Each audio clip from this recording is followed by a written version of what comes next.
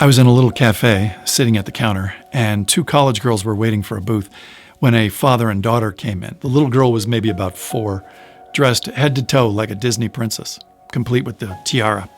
And while they were waiting, the college girls knelt down and asked, "Are you Sleeping Beauty?" And the little girl very shyly nodded, and they said, "May we have your autograph?" And they pulled out a notebook, and she gave them both a flourish with the pen. And when a booth finally did open up, the girls insisted that the father and daughter take it.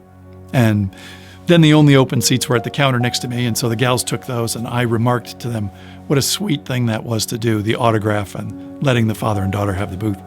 And one of the gals said in an Italian accent, "My grandfather would have wanted me to do that." And I said, "Yeah, what's the story there?" And she said that her grandfather had been a little boy in Italy during World War II.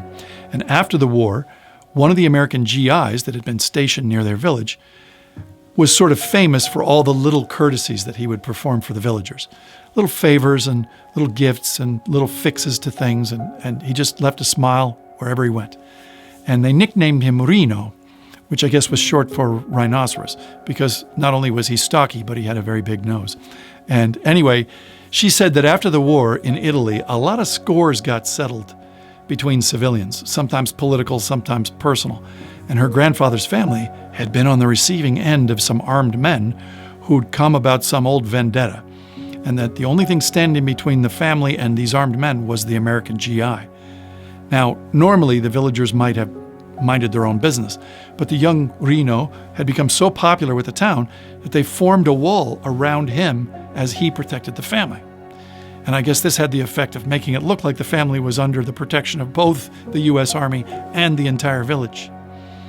And the young woman that told me this story said that her grandfather believed that what had saved the family was what he called l'eco de piccole gentilezze, the echo of small kindnesses. And that when she was in America, her grandfather said she should never leave a room without leaving behind a smile. And while we were talking, she had been diligently folding this little piece of paper to leave behind one more.